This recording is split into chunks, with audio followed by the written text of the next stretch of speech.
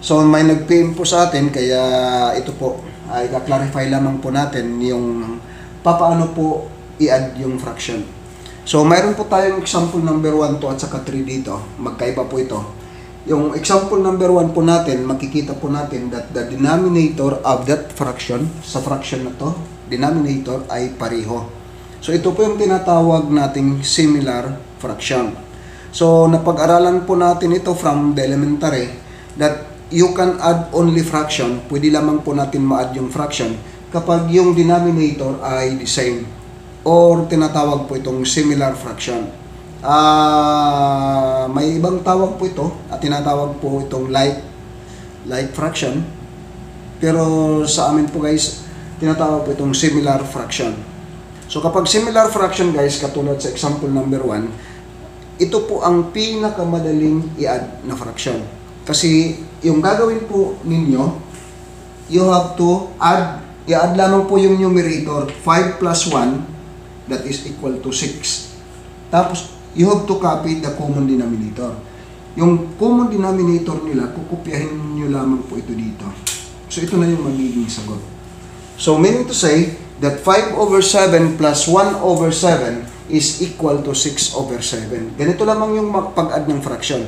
That if, take note, ito ay para lamang po kapag yung fraction ay similar fraction. Similar fraction, ulitin ko po, kapag magpareho po yung denominator. So, ito po yung gagawin po natin.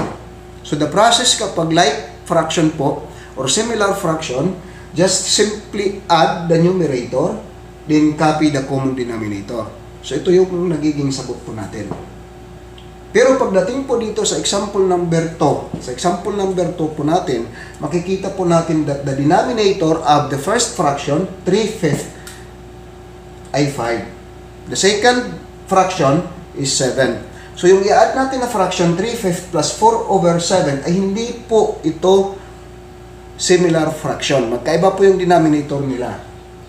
So yung gagawin po natin, if we will follow, susundin po natin yung nakalagay doon sa aklat, yung nandun sa elementary, na you can only add fraction if the fraction is similar fraction or the same yung denominator. So ito ay hindi po ito pwede ma-add. So sa elementary, may topic po tayo doon, changing fraction to similar fraction. Mayroon tayong dissimilar fraction, ito yung tinatawag na dissimilar fraction. So may iba po tayong topic doon sa elementary, that changing dissimilar fraction to similar fraction. Kaya dahil hindi po ito pwedeng i-add, so i-change muna natin ito to similar fraction. Paano po ito mag-change? How to change the similar fraction to similar fraction? Take note, dalawang fraction po ito. Similar fraction at saka dissimilar fraction. Yung similar fraction, ito yung tinatawag na mayroong common denominator. Samantala, yung dissimilar fraction, ito yung dalawang fraction na walang o hindi sila magkatulad ng denominator. So, take note in the elementary or yung napag-aralan po natin, you can only add fraction if the fraction is similar fraction. Kaya i-change natin yung dissimilar fraction to similar fraction. So, papaano ito gawin, guys? Now, pumapasok or papasok po dito yung tinatawag na multiple. Kasi hahanapin mo yung common multiple, yung tinatawag po natin doon sa elementary na LCM or the least common multiple. So, what is the multiple of 5? Isusulat mo dito. 5, the common or the multiple of 5 ay 5, 10, 15, 20, 25, 30, 35. So hanggang 35 lamang po tayo, guys. So ito yung mga tinatawag na ito yung tinatawag na multiple of 5. So maglalagay ka ng lista.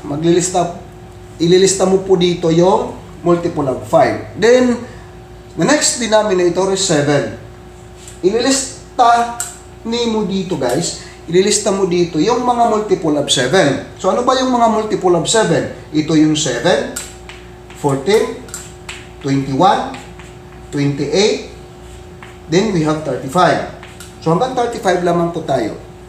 Na mapapansin mo, after ni mo ilista lahat ng mga multiple, hindi lahat, yung mga multiple ng 5 at saka 7, mapapansin mo that the LCM or yung least common multiple, yung pinakamaliit na number na multiple na magkapareho yung 5 at saka 7 ay yung 35. Ito guys, ito.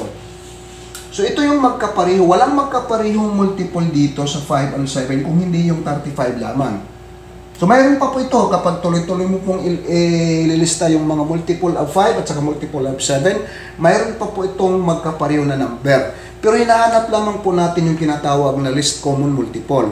So we have 35. So yung gagawin po natin dito, ganito po. 3 over 5 plus 4 over 7, i-change po natin ito to similar fraction kung saan yung denominator nila ay 35. Ito yung magiging the least common multiple guys. Ito yung magiging common denominator ng dalawang fraction. So ito ay magiging 35 para dito sa una plus another 35 para dito sa pangalawa.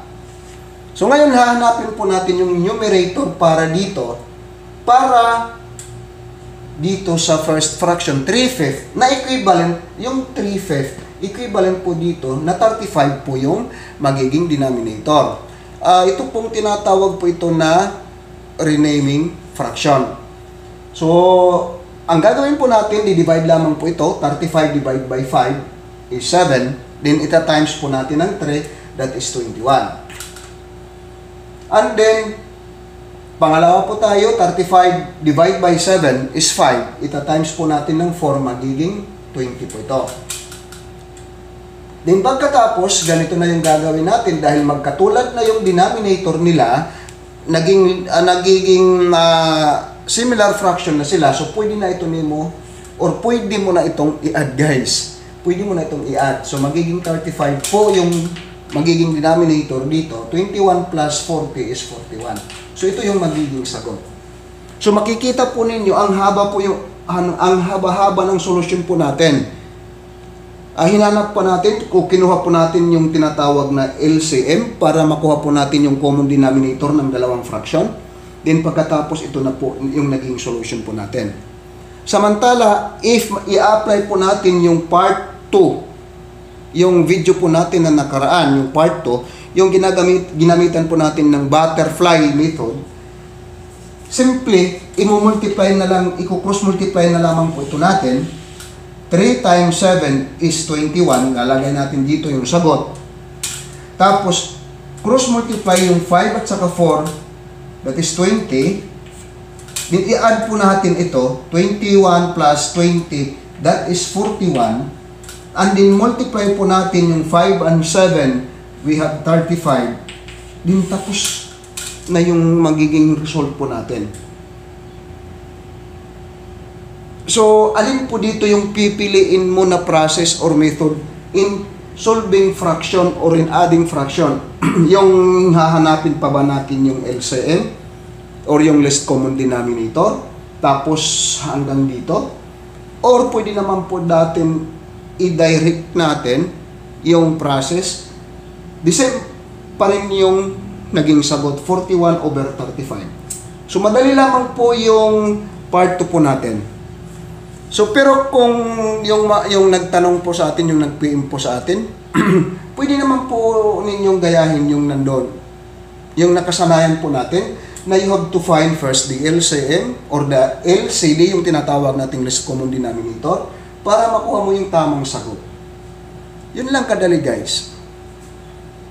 So, marami, sabi nga ng teacher ko dati, marami daw paraan, maraming paraan paano po patayin yung manok. So maraming paraan natin guys, paano natin i-solve.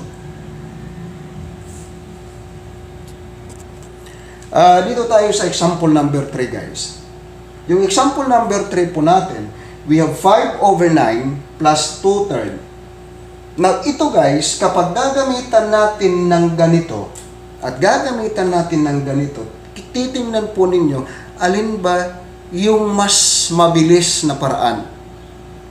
Now, kapag i-cross multiply po natin ito, 5 times 3 is 15. Lalagay po natin dito yung 15. Tapos, 9 times 2 is 18. Lalagay po natin dito.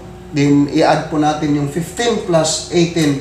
That is equal to 33. Tapos, i-multiply po natin yung 9 times 3. That is 27. Ito. So, yung magiging sagot natin sa number 3 is 33 over 27. Pero hindi pa po ito yung final na sagot po natin dahil you can still simplify yung fraction na 33 over 27. Kasi if you add fraction, kinakailangan yung sagot mo dapat nakasimplified. Hindi pa po ito nakasimplified na fraction. So, yung gagawin mo dito, after i-cross multiply mo ito, yung 33 over 27, mayroon pa po itong tinatawag na common factor. Kasi yung 33 is from 11 times 3. Yung 27 naman ay galing po ito sa 9 times 3.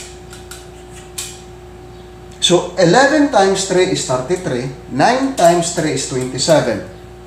Para masimplify mo ito, kakancel mo lang, tatanggalin mo lang yung common factor of the numerator and denominator. So, yung magiging sagot niya is 11 over 9. So, ito na yung simplified form natin. So, medyo napahaba po tayo dito kasi ganito po siya. Pero guys, kung susundin mo ito, 5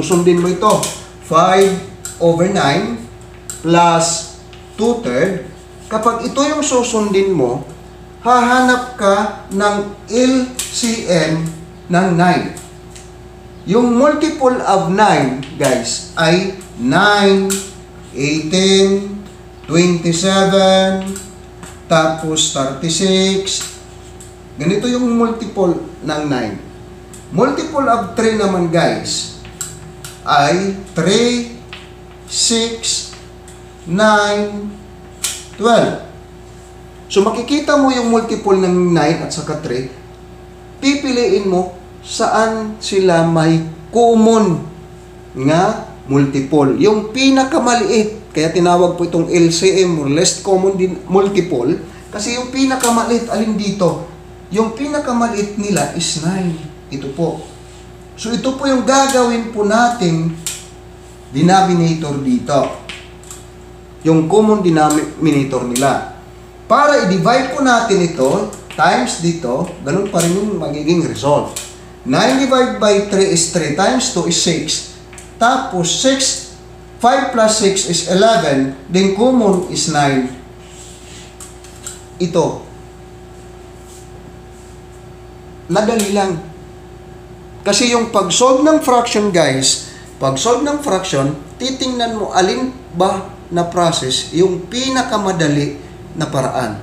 So, kapag ganitong fraction na makikita po natin, I think madali po yung paraan kapag ganito yung gagawin mo. Kapag ganito yung fraction na makikita mo, I think the pinakamadaling paraan ay yung butterfly. So, yun lamang, guys. Pwede po kayong mamili aling process po yung gagamitin or pipiliin po ninyo. So, maraming salamat, guys. Bye-bye!